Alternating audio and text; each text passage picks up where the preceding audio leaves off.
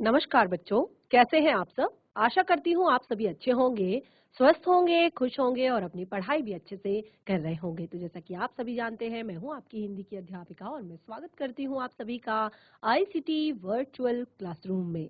और आज हम यहाँ पर एकत्रित हुए हैं पढ़ने के लिए क्लास 11th की हिंदी।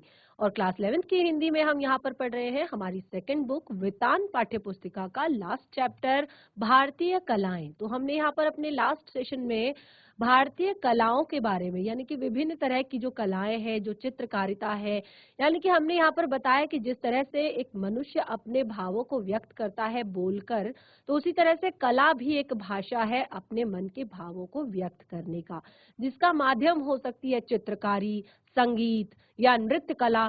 तो जिस तरह से मनुष्य अपने आप एक तरह से बोलकर अपनी बातों को व्यक्त करता है, तो उसी तरह से कला के माध्यम से, संगीत के माध्यम से, चित्रकारी के माध्यम से वो अपने बारे में, अपने आसपास के बारे में, प्रकृति के बारे में आप सभी को कुछ न कुछ बताता है। तो इस तरह से हमने यहाँ पर कला के विषय में काफी कुछ चीजें सीखी थी और यहाँ पर हमने देखा था कि काफी सारी कलाएं हमारे भारत में हैं और इन कलाओं का एक तरह से उद्भव कब हुआ और कैसे ये कलाएं आगे बढ़ी। तो ये सारी चीजें हम यहाँ पर पढ़ रहे हैं। आज भी हम अपने इसी टॉपिक को आगे कंटिन्यू करने जा रहे हैं और आप देखेंगे इसमें बहुत सारी और यानी कि हमारे देश में जितने भी राज्य हैं सब अलग अलग राज्यों की, और मैंने लास्ट सेशन में भी बताया था कि किस तरह से देश के अलग अलग राज्यों की अपनी कुछ अलग पहचान होती है, कुछ अपनी अलग कलाएं होती है, कुछ अपने अलग तरीके होते हैं, कुछ अपने अलग रिचुअल्स होते हैं, रीति रिवाज होते हैं, कुछ अलग अपनी संस्कृति सभ्यताएं होती हैं। तो वो सारी चीजें आज हम यहाँ पर आगे देखने वाले हैं। तो चलते हैं स्मार्ट बोर्ड की तरफ, शुरू करते हैं अपने आज का सेशन। सभी बच्चे ध्यान पूर्वक पढ़ेंगे, साथ ही समझने का प्रयास भी करेंगे। तो देखिए यहाँ पर हमने लास्ट सेशन में जैसे कि बताया कि जैसे एक तरह से हम अपने आसपास परिवेश तथा प्रकृति और भावों को भाषा के माध्यम से व्यक्त करते हैं, भाषा में व्यक्त करते हैं, तो वैसे ही बिल्कुल जो चित्रकारी होती है या संगीत होता है या नृत्य होता है।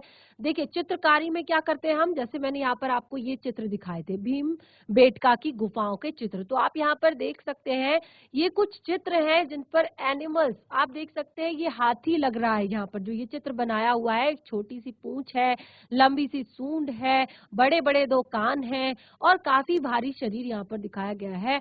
तो इसी तरह से और भी यहाँ पर काफी सारे चित्र आपको यहाँ पर दिखाए जा रहे हैं। तो ये क्या है, वैसे ही चाहे वो चित्रकारी हो या संगीत के माध्यम से भी मनुष्य अपने मन के भावों को व्यक्त करता है। यानी कि अगर कहते हैं, देखिए आपने देखा होगा कि सैड सॉन्ग्स अलग होते हैं, जो एक तरह से हम कभी बोलते हैं कि अभी हम सैड सॉन्ग सुन रहे हैं या अभी हम रैप सॉन्ग सुन रहे हैं। तो ये अलग अलग क्या है कि इंसान जब दुखी होता है तो वो उस तरह के भाव उसके मन में आते हैं और वो उस तरह का संगीत जो है बनाता है। और इसी तरह से आपने देखा होगा कभी हमें भक्ति का भाव आता है तो हमारे मुंह से भजन निकलते। तो वही बिल्कुल ये कि संगीत जो है वो भी एक माध्यम है अपने आसपास, अपनी प्रकृति, अपने मन के भावों को व्यक्त करने का।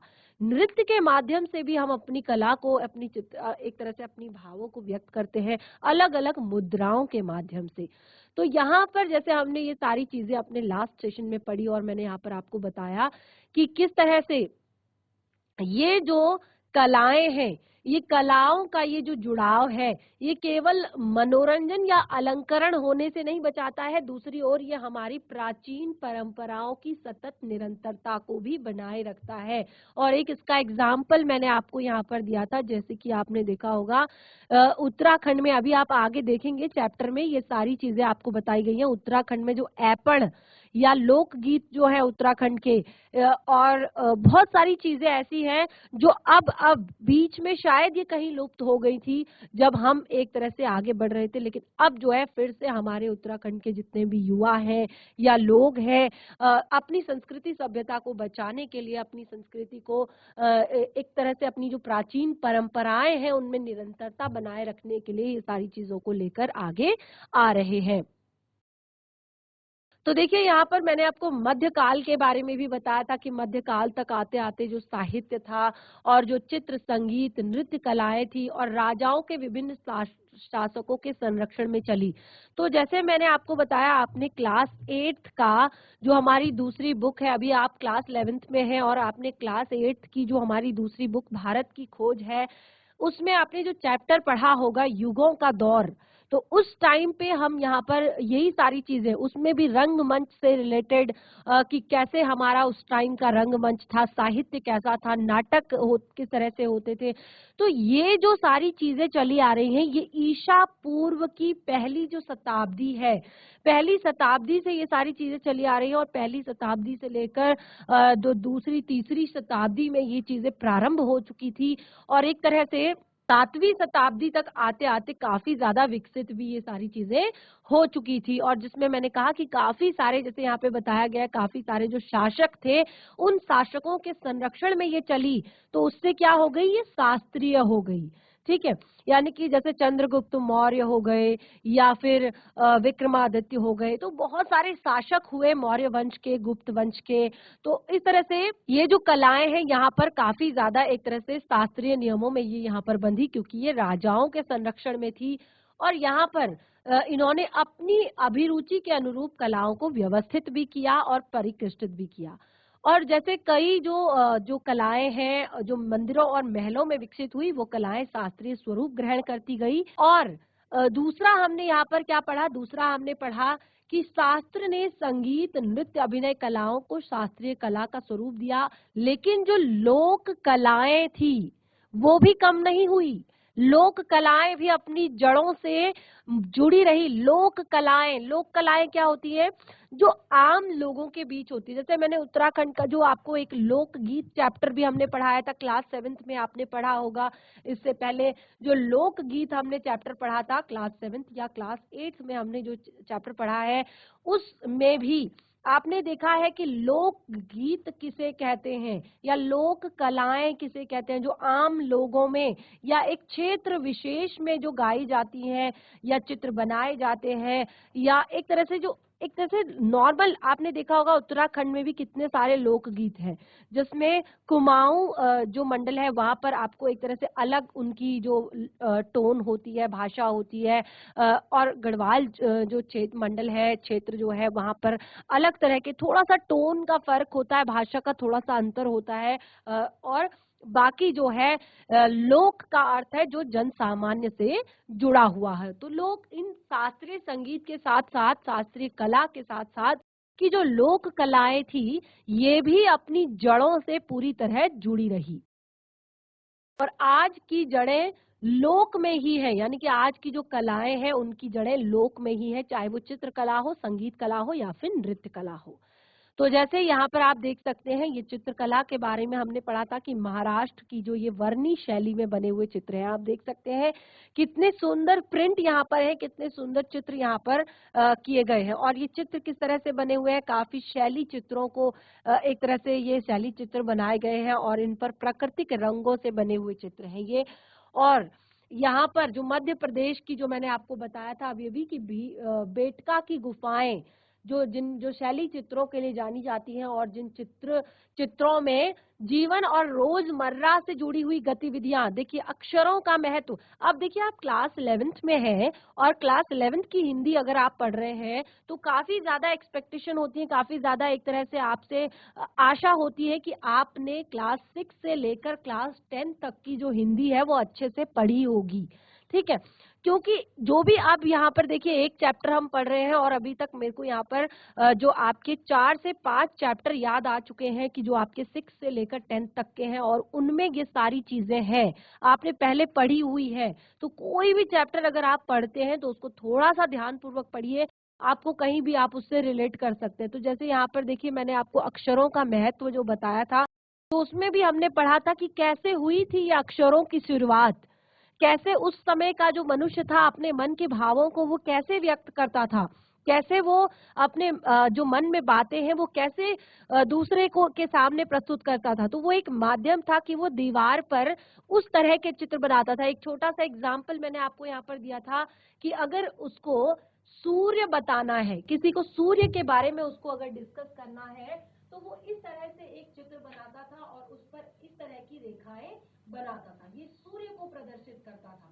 और इसी तरह से अगर उसको मनुष्य बनाना है तो वो इस तरह से बनाता था, इस तरह से वो एक मनुष्य बना देता था। तो ये थे उनके कुछ भित्ति चित्र, यानी कि वो कुछ इस तरह के भित्ति चित्र बनाते थे। अगर उनको पेड़ बनाना है तो आपने देखा होगा कि इस तरह से वो कुछ एक डिजाइन कर देते थे, या पहाड़ बनाने हैं तो कुछ इस तरह की जो रेखाएं हैं वो खींच देते हैं। तो एक तरह से यहाँ पर मैंने आपको बताया कि मध्य प्रदेश में भीमबेटका की गुफाओं की शैली चित्र जो है वो एक तरह से भीमबेटका की जो गुफाएं हैं वो शैली चित्रों के लिए जानी जाती है। और यहाँ पर क्या था, पूरे जो रोजमर्रा की उनकी जीवन की गतिविधियां होती है उनसे जुड़े हुए चित्र थे।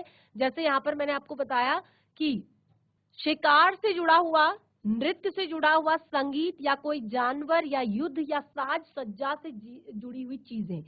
और ये कला सृजन की, कला को सृजित करने की, कला को संभाल कर रखने की एक अत्यंत प्राचीन परंपरा रही है कि दीवारों पर, इनको भित्ति चित्र कहा जाता है, दीवारों पर ये बनाए जाते हैं। और ये देख सकते हैं आप, एलोरा, अजंता एलोरा की जो गुफाएं हैं उसके चित्र जो है, उसके भित्ति चित्र जो है कितने ज्यादा प्रसिद्ध हैं आप सभी को पता है। अब देखिए, जो मैंने यहाँ पर बताया कि चौथी से छठी सदी के बीच जो गुप्त साम्राज्य था वो कलाओं के लिए स्वर्ण युग कहा जाता था। जैसे मैंने अभी अभी आपको बताया कि युगों का दौर जो हम चैप्टर क्लास 8 में हमने पढ़ा है उसमें सेम चीजें हम यहाँ पर पढ़ते हैं कि गुप्त साम्राज्य जो था वो आपका जो तीसरी ईस्वी थी, तीसरी शताब्दी थी, उसके बाद 7वीं 8वीं शताब्दी तक उन्होंने काफी ज्यादा यहाँ पर एक तरह से अपना बहुत बड़ा साम्राज्य उन्होंने बताया था। और उसी साम्राज्य को कलाओं का स्वर्ण युग कहा जाता है।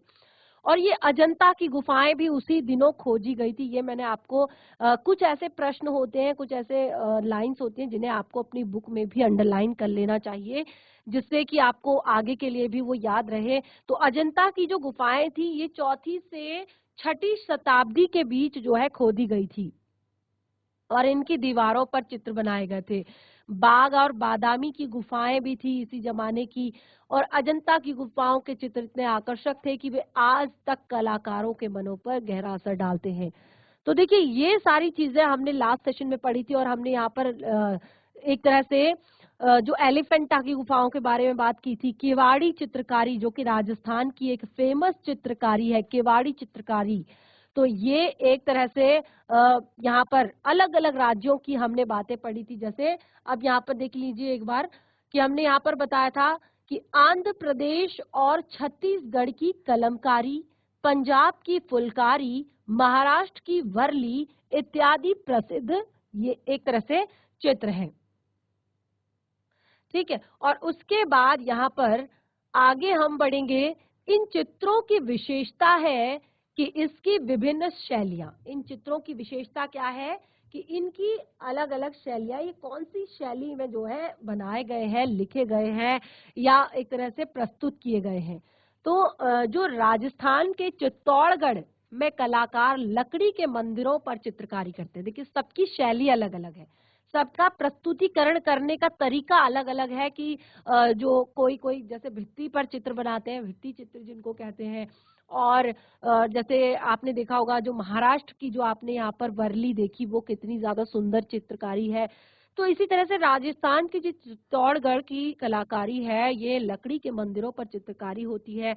और इस चित्रकारी में चित्र के माध्यम से संस्कृति और ऐतिहासिक कथाओं को अभिव्यक्त किया जाता है। उड़ीसा की जो चित्र कथा है में कवि जयदेव के गीत गोविंद को भी उकेरा गया है। इसे कागज या पन्नों पर गहरे लाल, काले, नीले रंगों से उकेरते हैं। अब देखिए, सबकी प्रस्तुतिकरण की शैली अलग अलग। देखिए, चित्र जो है बहुत पुराने हैं और काफी ज्यादा प्रसिद्ध है, काफी ज्यादा एक तरह से फेमस है। लेकिन आप देखेंगे कि शैली, तरीका तरीका सबका अलग अलग है। तो जैसे उड़ीसा, जैसे हमने यहाँ पर राजस्थान के बारे में पढ़ा और पंजाब की फुलकारी के बारे में पढ़ा, महाराष्ट्र की वर्ली के बारे में पढ़ा, छत्तीसगढ़ की और आंध्र प्रदेश की कलमकरी के बारे में। तो जो उड़ीसा के पट्टचित्र है ये कवि जयदेव और गीत गोविंद को भी उकेरते हैं और इसे कागज या फिर पत्ते पर गहरे लाल और काले नीले रंगों से उकेरते हैं। देखने की बात है कि गीत गोविंद के पदों को नृतक ओडिशा नृत्य के माध्यम से अभिव्यक्त करते हैं। और आपने देखा होगा ओडिशा नृत्य कैसा होता है, और ये सभी कलाएं जो है एक दूसरे से जुड़ी होती हैं। अब मिथिला की चित्रकारी जो है वो मधुबनी, आपने देखा होगा बहुत ज्यादा प्रसिद्ध है मिथिला की मधुबनी चित्रकारी। बहुत ही सुंदर होती है, बहुत ही प्यारी होती है, और आज भी कलाकार इसे अपनी कला में जिंदा रखे हुए हैं। अगर आपको इस तरह की कोई पेंटिंग या इस तरह की अगर कोई चित्रकारी अगर आप खरीदेंगे तो आप देखेंगे कि बाजार में ये काफी महंगे दामों पर ये बिकती हैं, क्योंकि एक तरह से ये बहुत ही सुंदर कलाकारी है और बहुत ही रेयर जो लोग हैं, बहुत कम लोग हैं इस तरह की कलाकारी करते हैं। मधुबनी तो ये मिथिला की प्रसिद्ध है और आज भी कलाकार इसे जिंदा रखे हुए हैं। आज के राष्ट्रीय और अंतर्राष्ट्रीय बाजार में इन लघु कलाओं की बहुत मांग है। तो जैसे मैंने कहा कि राष्ट्रीय और अंतरराष्ट्रीय बाजार, अब देखिए जो इंटरनेशनल मार्केट है, केवल इंडिया नहीं, इंटरनेशनल जो मार्केट है वहां पर भी इन लघु लोक कलाओं की बहुत मांग है। लोग जो है काफी ज्यादा, तो मैंने ये बताया कि एक छोटी सी जो पेंटिंग है वो काफी बहुत महंगे दामों पर बिकती है, बहुत महंगे दामों पर लोग इसे खरीदना पसंद करते हैं कि अगर कहीं से मिल जाए, अवेलेबल हो जाए, बस ये इसकी एक तरह से रहती है। और देखिए अस्थाई कलाओं में, अब देखिए यहाँ पर हमारे जो उत्तराखंड का जो फेमस अगर हम कहें तो ऐपण, आपने देखा होगा कोई भी, जैसे मैंने पहले भी आपको लास्ट सेशन में भी यहाँ पर बताया था कि कोई भी मांगलिक कार्य होता है, कोई भी पूजा पाठ होती है, कोई भी व्रत उपवास होता है, कोई भी त्योहार होता है, तो सबसे पहले घर की देहली, घर का पूजा का जो मंदिर है जहाँ पर हम धान गेहूं एक तरह से ओखल जो है जहाँ पर चीजें कूटी पीसी जाती है वहां पर, तो बहुत सारी चीजें जगह हैं जहाँ पर हम ये ऐपण या अल्पना जैसी रंगोलियां, ये है काफी ज्यादा प्रचलित है, काफी ज्यादा फेमस है। ये अस्थाई कलाओं के रूप में। अस्थाई क्यों कहा है इसको?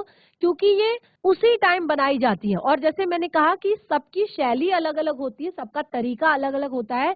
तो उत्तराखंड में आपने देखा होगा कि ये ऐपण किस तरह से बनाए जाते हैं। पहले गेरू, जो लाल रंग की एक मिट्टी होती है, उससे लिपाई की जाती है, उससे पहले नीचे लीपा जाता है। उसके बाद जो चावल होता है, देखिए इसमें कोई भी एक तरह से केमिकल यूज नहीं होता, कोई भी बाहर का कोई ऐसा रंग जो है वो यूज नहीं होता। इसमें क्या किया जाता है, पहले गेरू लाल रंग की जो मिट्टी होती है उससे लिपाई की जाती है। उसके बाद चावल को पीस कर, चावल को भिगाया जाता है, चावल को बारीक पीसा जाता है, बहुत बारीक पीसा जाता है, फिर उसको पानी में घोलकर, और इस तरह से आप यहाँ पर देख सकते हैं बहुत ही सुंदर रंगोली चित्रकारी, जिसको ऐपण या अल्पना भी कहते हैं। और आपने देखा होगा कि मंदिर घर की जो देहरी होती है, जो घर का दरवाजा होता है, फ्रंट जो होता है, वहां पर इस तरह की चीजें बनाई जाती है, मंदिर में बनाया जाता है ये। तो इनको अस्थाई कलाओं में, क्योंकि ये बहुत टाइम तक नहीं रहती, अगर जैसे आज बनाई पूजा पाठ में, तो उसके बाद या व्रत उपवास में या किसी त्योहार पर, तो ये कुछ टाइम बाद खुद से मिट जाती है, हट जाती है, और उसके बाद फिर कुछ टाइम बाद जो नेक्स्ट त्योहार आने वाला होता है, या घर पर कोई शादी विवाह का कार्यक्रम होता है, या कोई भी मांगलिक कार्यक्रम होता है, तो उस टाइम पे ये फिर से बनाई जाती है। तो इसको अस्थाई कलाएं कहा है। लेकिन अब इसको भी स्थायी रूप दिया जा रहा है, और काफी सुंदर तरीके से, जैसे मैंने आपको बताया कि आज के जो युवा हैं अब जो है काफी अच्छे से अपनी इन कलाओं को, अपनी इन संस्कृति सभ्यताओं को जो है आगे लेकर जा रहे हैं। और अब आपने देखा होगा कि ऐपण काफी चीजों में, आपने देखा होगा ऐपण से जुड़ा हुआ काफी चीजें मार्केट में आने लगी है, और लोग इसको भी बहुत महंगे महंगे दामों में अब खरीद रहे हैं। और अलग अलग चीजों को आपने देखा होगा, मंदिर के जो पूजा का लोटा है या बर्तन है, या मंदिर का जो सामान है, या कपड़े ड्रेसेस में भी ये सारी चीजें ऐपण का अब यूज हो रहा है, यानी कि एक तरह से इसको स्थायी कला का रूप दिया जा रहा है, लोग काफी ज्यादा पसंद कर रहे हैं। तो यहाँ पर देखिए कुछ भी अब यहाँ पर ज्यादा आपको बताने की जरूरत नहीं, जैसे मैंने बताया इन कलाओं का संबंध शादी त्योहार और उत्सवों से है। इन्हें क्षेत्रीय भाषाओं में अलग अलग नाम से जाना जाता है। तो जैसे मैंने आपको बताया कि अलग अलग जगहों पर अपनी लैंग्वेज के हिसाब से, चाहे वो गढ़वाल मंडल हो, चाहे कुमाऊं मंडल हो, सब जगह अपनी अलग अलग लैंग्वेज, अपनी अलग अलग भाषा के हिसाब से इसको ऐपण, अल्पना, रंगोली, कोहरब आदि के नाम से जानते हैं। वास्तव में उत्तराखंड में जिसे ऐपण कहते हैं, उसे ही राजस्थान में मंडवा, गुजरात में सत्तिया, महाराष्ट्र में रंगोली, बिहार में अर्पिन अर्पण, और देखिए जो ऐपन भी कहते हैं हमारे उत्तराखंड में इसको, जो जैसे डालते हैं दिल्ली पर, तो यहाँ पर बिहार में अर्पिन कहा जाता है, और मध्य प्रदेश और उत्तर प्रदेश में इसको चौक पूर्णा कहा जाता है। दक्षिण भारत में इसको कोलम के नाम से जाना जाता है। अब देखिए, मैंने आपको उत्तराखंड का ट्रेडिशन बताया कि किस तरह से ऐपन डाले जाते हैं। बाकी जो जगह है वहाँ की सबकी शैलियाँ अलग है। कोई इसको अलग अलग रंगों से बनाते हैं, जैसे महाराष्ट्र में अलग अलग कलर से रंगोली, अलग अलग रंग के कलर्स लिए जाते हैं और फिर उसको उससे बनाया जाता है। चौक पूर्णा जो है उसमें आप चावल पे कलर कर सकते हैं, हल्दी का यूज कर सकते हैं, आटे का यूज कर सकते हैं, लाल रंग की रोली का यूज कर सकते हैं। तो ये सारी चीजें जो है, सबकी शैली, सबका तरीका जो है अलग अलग है, और ये सारी चीजें किसी भी विशेष मांगलिक अवसर पर बनाई जाती हैं। कलाओं का यह अद्भुत प्रदर्शन संसार हमारी संस्कृति की पहचान है। और पर हम यह भी जानते हैं कि हिंदुस्तानी कला जितनी हिंदुस्तान में दिखाई पड़ती है, इससे अधिक कई बाहर भी है। और ये ध्यान देने की बात है कि यहाँ की कला अन्य देशों में किस प्रकार से विकसित है और सुरक्षित भी है, क्योंकि वास्तव में हिंदुस्तान के अंदर ही हिंदुस्तानी कला को जानना उसकी आधी ही कहानी जानने के बराबर है। यानी कि अगर आप अपनी कला के बारे में केवल और केवल हिंदुस्तान में रहकर जानना चाहते हो, तो ये तो जानना समझो कि आप उसके बारे में आधी बातें जान रहे हो। या अगर आपको जानना है कला के बारे में, अपनी कला के बारे में, तो उसको समझने के लिए देखिए, जहाँ पर मैंने आपको बताया था कि उस टाइम पे हमारे देश में बौद्ध और हिंदू दोनों धर्मों का प्रचार प्रसार बहुत तेजी से हो रहा था, तो उसके लिए, उसको समझने के लिए, यानी कि ये कलाओं को समझने के लिए हमें बौद्ध धर्म के साथ साथ जो मध्य एशिया है, चीन है, जापान है, यहाँ तक हमें जाना होगा। और तिब्बत, वर्मा और श्याम में फैलकर ये नए रूप धारण करते हैं और फुटकर नए सौंदर्य को पेश करते हैं। हमें इसे देखना चाहिए। हमें कंबोडिया और जावा में इसके शानदार बेमिसाल कारनामों को देखना चाहिए। यह सच है कि भारतीय कलाओं का विस्तार विश्व के अनेक भूभागों में भी हुआ है, लेकिन उन कलाकृतियों के सृजन ने क्षेत्रीय विशेषताएं, गांधार शैली में बनी हुई बौद्ध प्रतिमा, तिब्बत की शैली में बनी हुई बौद्ध प्रतिमा अपनी अलग ही क्षेत्रीय पहचान को स्पष्ट करती हैं। तो जैसे यहाँ पे मैंने आपको बताया कि अगर आपको भारतीय कलाओं के बारे में जानना है, तो उसके लिए आपको तिब्बत, बर्मा, चीन, जापान, मध्य एशिया के एक तरह से सभी संस्कृतियों को आपने जानना होगा। ठीक है। अब यहाँ पर देखिए, एक तरह से मैंने आपको बताया कि जो अलग अलग जो बौद्ध की प्रतिमाएं हैं, ये स्पष्ट करती हैं अपनी क्षेत्रीय पहचान को। तो ये तो अब यहाँ पर देखिए, राग मेघ मल्हार बूंदी चित्रकला, राजस्थान की बूंदी चित्रकला, देखिए तो ये भी अपनी एक अलग इनका तरीका है, अपनी एक अलग शैली है। अब देखिए अगला, अभी तक हमने चित्रकारी के बारे में पढ़ा, अगला हमारा जो यहाँ पर टॉपिक है वो है संगीत।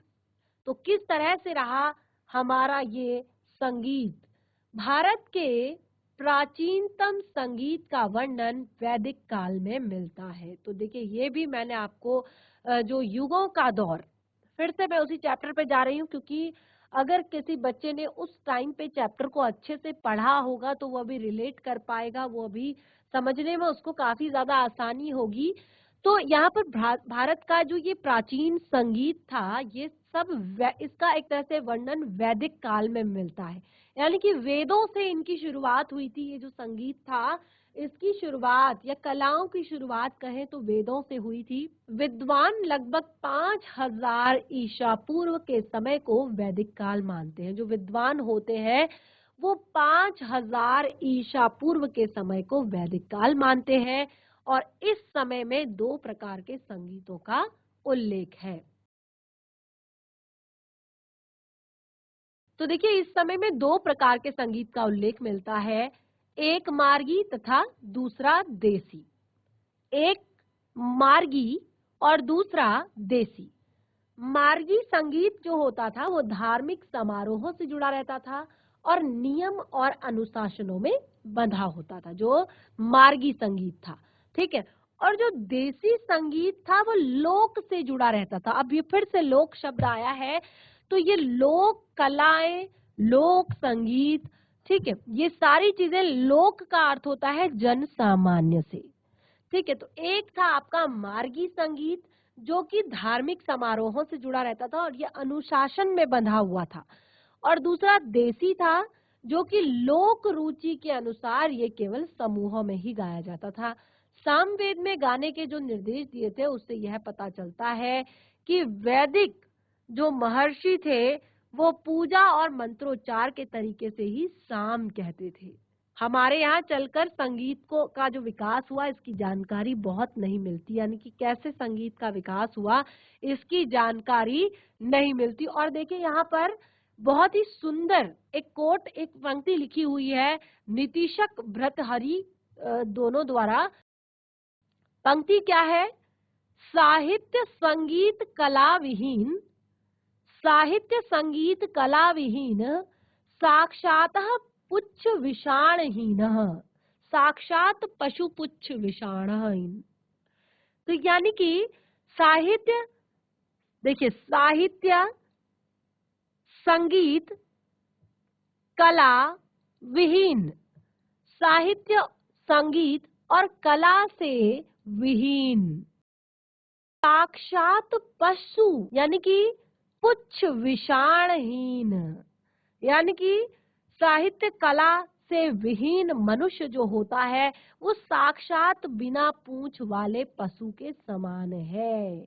ऐसा है कि जैसे किसी पशु की जो है पूंछ नहीं है। तो देखिए हमारे यहाँ जो संगीत है वो आगे चलकर कैसे विकसित हुआ इसकी जानकारी जो है नहीं मिलती है, बहुत ज्यादा नहीं है।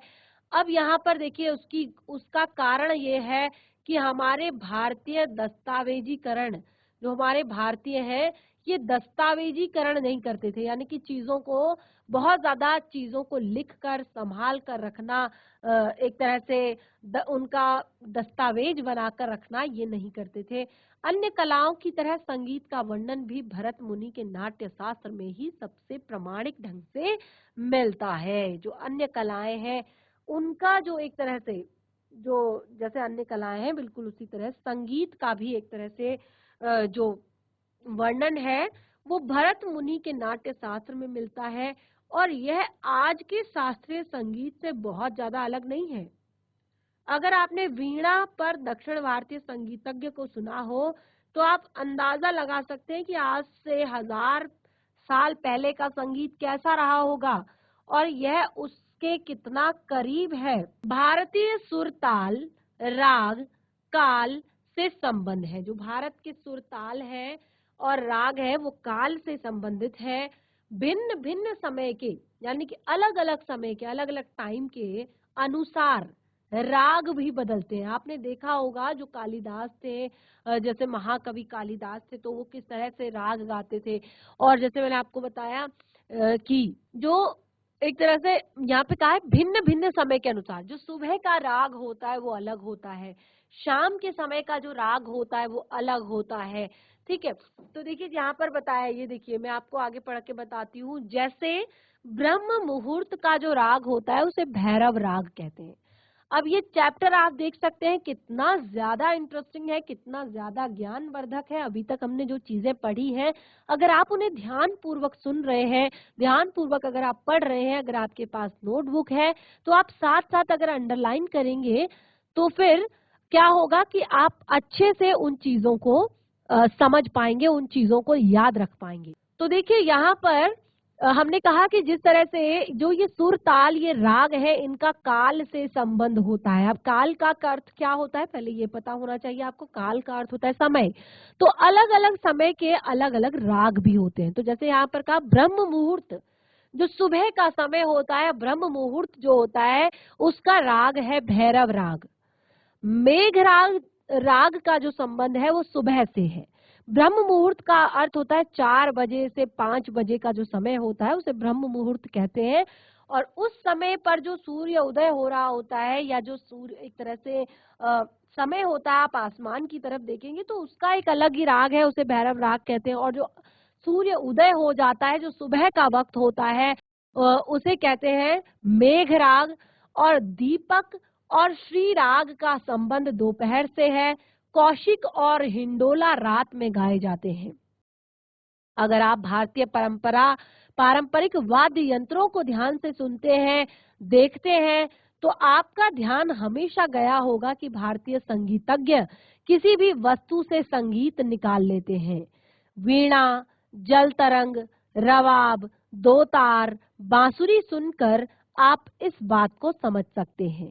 इन सब में प्रयोग किए जाने वाली चीजें हमारे आसपास और रोजमर्रा वाली होती है, यानी कि जो भारत के वाद्य यंत्र है, ये बहुत ज्यादा अलग तरह के नहीं है, बहुत महंगे नहीं है, बहुत एक तरह से ये सिंपल है। और ये हमारे आसपास की जो चीजें हैं, जैसे बांसुरी हो गई, दो तार हो गए, रवाब हो गए, जल तरंग हो गई, वीणा हो गई, ये बहुत ही सरलता से बन जाते हैं, आसपास की चीजों से बने हुए होते हैं। और एक तरह से यहाँ पर कहा है कि ये जो सारी चीजें होती हैं, ये हमारी रोजमर्रा की चीजों से बनती है और इनमें एक अद्भुत विशेषता होती है, यानी कि एक अद्भुत कला के कारण ये सबसे अलग होते हैं, सबसे भिन्न होते हैं। सहजता और प्रकृति से जुड़ाव, यानी कि इनमें सहजता होती है, प्रकृति से जुड़ाव होता है इसमें। एक तरह से भारतीय कला की यही विशेषता रही है, यानी कि सहज होते हैं और इनका प्रकृति से जुड़ाव होता है, तो यही इनकी विशेषता है।